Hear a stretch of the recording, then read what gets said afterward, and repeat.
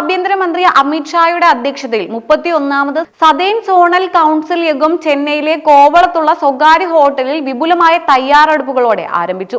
ദക്ഷിണേന്ത്യൻ സംസ്ഥാനങ്ങളും കേന്ദ്രഭരണ പ്രദേശങ്ങളും തമ്മിലുള്ള പ്രാദേശിക സഹകരണം ശക്തമാക്കുന്നതിനും സംയുക്ത വികസന പദ്ധതിക്ക് രൂപം നൽകുന്നതിനുമായി സംഘടിപ്പിച്ച ഉച്ചകോടിയിൽ പങ്കാളിയാകാൻ എത്തിയ മുഖ്യമന്ത്രി വി.ഡി. സതീശൻ തമിഴ്നാട് മുഖ്യമന്ത്രി ജോസഫ് വിജയുമായി പ്രത്യേക കൂടിക്കാഴ്ച നടത്തി. കേരള വ്യാവസായിക വികസനത്തിനും അന്തർ സംസ്ഥാന സഹകരണത്തിനും നിർണായകമായേക്കാവുന്ന ഈ സംഭാഷണത്തിൽ കേരള വ്യവസായ വകുപ്പ് മന്ത്രി പി.കെ. കുഞ്ഞാലിക്കുട്ടിയും പങ്കെടുത്തു.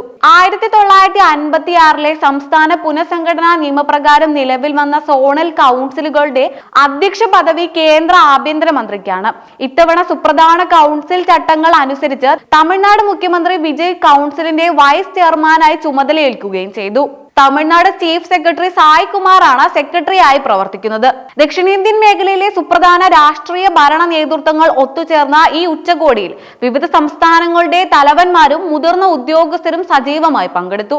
കർണാടക മുഖ്യമന്ത്രി ഡി.കെ. ശിവകുമാർ, ആന്ധ്രാപ്രദേശ് മുഖ്യമന്ത്രി N. Chandrababu Naidu, Telangana deputy സി.എം. Mallu Bhatti വിക്രമാർക, Puducherry ഉപരാജ്യപാൽ K. Kailasanathan, Lakshadweep administrative എന്നിവരും കേന്ദ്രഭരണ പ്രദേശങ്ങളിലെ മറ്റ് ഉന്നത ഉദ്യോഗസ്ഥരും കൗൺസിൽ ചർച്ചകളിൽ ഭാരവാഹികളായി അണിനിരന്നു. കേന്ദ്രവും സംസ്ഥാനവും തമ്മിലുള്ള അന്തരം കുറയ്ക്കാനും പരസ്പര തർക്കങ്ങൾ പരിഹരിക്കാനും ലക്ഷ്യമിട്ടാണ് യോഗം ക്രമീകരിച്ചിരിക്കുന്നത്. മേഖല നേരിടുന്ന കാതലായ വിവിധ വിഷയങ്ങളിലാണ് സതേൺ കൗൺസിൽ യോഗങ്ങൾ പ്രധാനമായും ചർച്ച ചെയ്തത്. കാവേരി നദീജല പങ്കിടൽ സംബന്ധിച്ച വിഷയങ്ങളും കർണാടക തമിഴ്നാട് അതിർത്തി തർക്കങ്ങളും വികസന പദ്ധതികളും ഉച്ചകോടിയുടെ മുഖ്യ അജണ്ടയായി മാറുകയും യോഗത്തിന്റെ ഇടവേളകളിൽ ഇരു സംസ്ഥാനങ്ങളിലെയും മുഖ്യമന്ത്രിമാർ തമ്മിൽ നേരിട്ടുള്ള ചർച്ചകൾ നടക്കുകയും ചെയ്തു. കൂടാതെ സ്ത്രീകളുടെയും കുട്ടികളുടെയും സുരക്ഷ ഉറപ്പാക്കുന്നതിനുള്ള കർശന നിയമ നടപടികൾ, പ്രധാനമന്ത്രി ഗ്രാമീണ ഭവന പദ്ധതിയുടെ ദ്രുതഗതിയിലുള്ള നടത്തിപ്പ്, വ്യോമയാന മേഖലയിലെ അടിസ്ഥാന സൗകര്യ വികസനം എന്നിവ യോഗത്തിൽ വിശദമായി പരിശോധിക്കപ്പെട്ടു.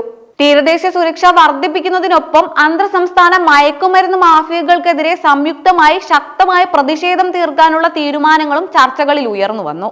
കൗൺസിൽ യോഗങ്ങളിലെ ഏറ്റവും ശ്രദ്ധേയമായ മറ്റൊരു വിഷയം പാർലമെന്റ് മണ്ഡല പുനർനിർണയത്തെ സംബന്ധിച്ച ദക്ഷിണേന്ത്യൻ സംസ്ഥാനങ്ങളുടെ കടുത്ത ആശങ്കകളായിരുന്നു. ജനസംഖ്യ വിജയകരമായി നിയന്ത്രിച്ച ദക്ഷിണേന്ത്യൻ സംസ്ഥാനങ്ങൾക്ക് മണ്ഡല പുനർനിർണയം മൂലം പാർലമെന്റിലെ പ്രാതിനിധ്യം കുറയുന്നതിനിടയാക്കുമെന്ന ആശങ്ക നേതാക്കൾ ഉന്നയിച്ചു. പ്രാദേശിക വികസനത്തിനും തന്ത്രപ്രധാനമായ കാര്യങ്ങളിലും ഉപദേശക സ്വഭാവമുള്ള നിർദ്ദേശങ്ങൾ നൽകാൻ മാത്രമാണ് കൗൺസിലിന് അധികാരമുള്ളതെങ്കിലും ഇത്തരം കൂട്ടായ്മകൾ ദക്ഷിണേന്ത്യൻ സംസ്ഥാനങ്ങൾക്ക് മികച്ച ഐക്യവും ഭരണപരമായ ഏകോപനവും ഉറപ്പാക്കാൻ വലിയ പങ്കുവഹിക്കുന്നുണ്ട്. രാവിലെ നടന്ന മന്ത്രിതല യോഗത്തിനും ഉച്ചയ്ക്ക് ശേഷമുള്ള ഉയർന്ന ഉദ്യോഗസ്ഥ തല ചർച്ചകൾക്കും ശേഷം സമ്മേളനം വൈകുന്നേരത്തോടെ പൂർത്തിയാകും. തുടർന്ന് പ്രതിനിധികൾ മഹാബലിപുരത്തെ വിശ്വപ്രസിദ്ധമായ പൈതൃക സാംസ്കാരിക കേന്ദ്രങ്ങൾ സന്ദർശിച്ച ശേഷമായിരിക്കും മടങ്ങുക.